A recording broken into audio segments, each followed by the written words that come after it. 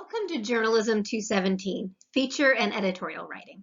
I'm Ms. Lynn Gilbert, and I will be your instructor for this course. You'll learn a little bit more about me, and then we'll go over some key points in your course syllabus. There is a separate video for navigating Sakai and Edpuzzle, which are tools we use for this course.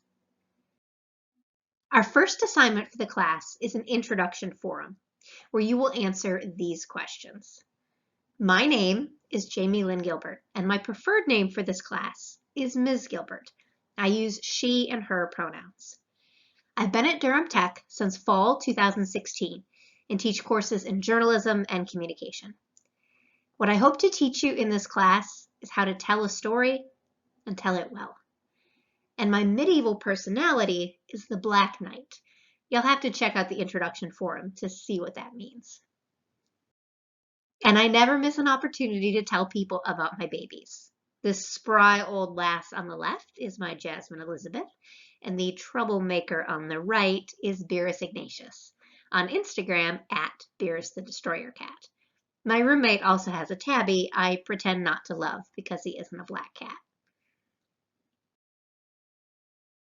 This course covers the basics of persuasive writing for community newspapers and other print media. Emphasis is placed on writing features, reviews, and editorials, including audience analysis, appropriate language, effective supporting details, completeness, and accuracy. Upon completion, students should be able to write effective feature stories, reviews, and editorials. There are 3 things required for this course. First, you will need our textbook, the 3rd edition of Writing for Journalists by Hicks et al. You'll notice that one of the authors is named Gilbert, but I assure you we are not related. While I do have an Aunt Harriet, she has a different last name. The textbook is British, so you might notice a few odd phrasings here and there, but I think you'll enjoy it. We'll be reading each chapter of the textbook during the course. Next is the AP style book, which should not be confused with the APA style book that you might have used in other classes. AP stands for the Associated Press, and it's essentially the journalist's Bible. It will tell you everything you need to know about journalistic style. A new edition with changes and additions is published each spring, but if you have one that's a few years old, that's okay. There's also a free version of the 2006 style book posted in Sakai. That isn't ideal, but if you can't afford a new book, it will work. Whatever you use, you will need something to help you, both on your quizzes and with your writing. There is an online version of the AP style book, but I found it's easier for students to find things in a printed copy. Finally, I strongly urge you to download the free Microsoft Office plugin Grammarly. I guarantee this will help you catch additional errors in your papers and stories and increase your grade. It's free to download from Grammarly.com. Durham Tech has a number of established policies to help support student learning and communicate the high expectations we have for our students. I'll highlight a few of them here. First is the academic honesty policy that prohibits plagiarism. Plagiarism is defined as representing another's work as your own. This includes copying material and using ideas from an article, book, unpublished paper, or the internet without proper documentation. Lucky for you, journalism is all about citing sources of your material. And for the record, I have reported students for plagiarism and have no issues doing so again. Students must submit an online activity in Sakai between the class start date and the census date to officially enter the class. Anyone who does not do so will be dropped from the class as a no-show and will not be eligible for a refund. The specific census date for the class is listed in the syllabus and is typically within the first 2 weeks of the semester. Next is the attendance policy. I'll talk about how I take attendance in this course in a bit, but I want to point out the final date for you to withdraw from the class is listed in your syllabus. As your instructor, I can initiate a withdrawal up to that date if you miss more than 15% of the class, which for this class would be 3 weeks worth of assignments. The absences do not have to be consecutive. Finally, if you have a disability that may have some impact on your work in this class, and for which you may require accommodations, please contact the Disability Services Office by calling 919-536-7207, emailing disabilityservices@durhamtech.edu, or visiting room 10209 in the Wynn building for additional information regarding requirements for arranging accommodations. I'm happy to arrange for extra time on quizzes, relaxed deadlines, or any other accommodation as requested by Disability Services. Next, I want to highlight some college resources. The first is the Center for Academic Excellence, or the CAE, located in the Wynn Student Service Center, aka Building 10. The CAE offers professional and peer tutors to help you with your writing, including journalistic writing. Tutors are also available via Upswing 24/7. I would encourage you to use the CAE if you need any extra help. Next, there are many computer labs on campus. In case your laptop suddenly breaks, and I know this can happen, you will want to familiarize yourself with their hours and locations to help you complete your assignments by the due date, or the deadline, as we say in journalism. The syllabus also has a list of other resources you may need during your time at Durham Tech, including the Campus Harvest Food Pantry, the Emergency Financial Assistance Program, counseling and crisis services, and support for student parents.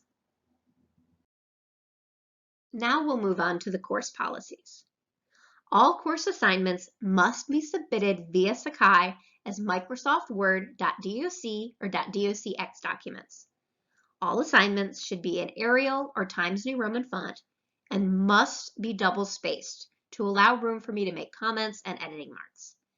If you submit an assignment in any other format, I may not be able to open it and you'll lose points for the assignment. Next is course attendance. I know this is an online class, but attendance still counts. In order to be counted as present for a given week, you must submit that week's assignments, whether it's a quiz, Sakai homework, or a writing assignment.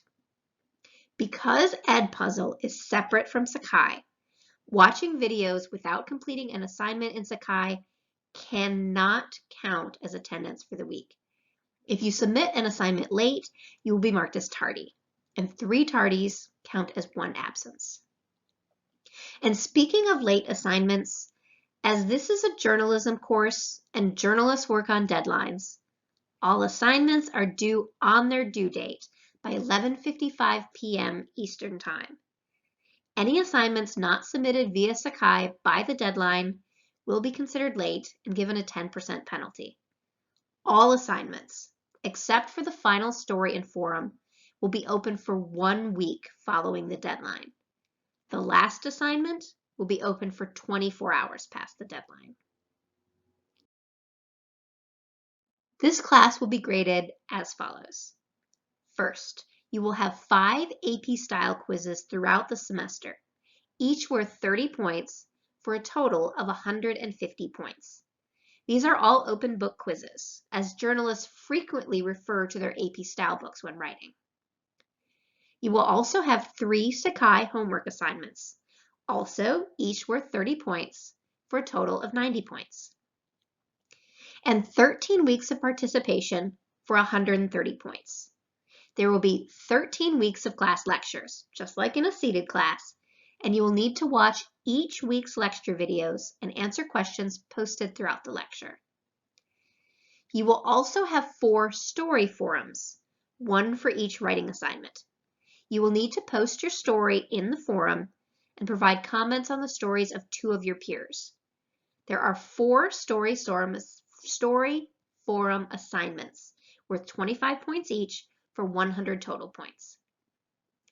Next are 3 writing assignments, each worth 100 points, a student profile, an opinion column, and a movie review. Your final writing assignment is an issue feature, something that focuses on a thing rather than a person. Your issue feature plan is worth 30 points. You will have a rough draft worth 50 points, which will be critiqued by a fellow student. Meanwhile, you will be critiquing someone else's story for another 50 points. The final version of your issue feature will be worth 100 points. That makes 1,000 total points possible for this class. All assignments for this class, including the final writing assignment, are due on Thursdays at 11:55 p.m. I know many other classes have assignments due on Sundays, but since I work full-time during the week, I do most of my grading on the weekends. Having your assignments due on Thursdays allows me to ideally grade them within a few days, rather than have it take a week or more. The new week's lecture and assignments will be available on Friday at 7 a.m. Writing assignments will be made available 2 weeks before each deadline. And no assignment is due during the week of spring break and the spring holiday. Finally, I want to point out that I have completed Safe Zone Ally training at Durham Tech. The Safe Zone Ally program is a nationwide grassroots movement on college and university campuses to create and maintain networks of allies for lesbian, gay, bisexual, transgender, and queer communities. The program provides training to faculty and staff like me who would like to be allies, creating safe zones where students can discuss questions or concerns in a confidential and accepting space.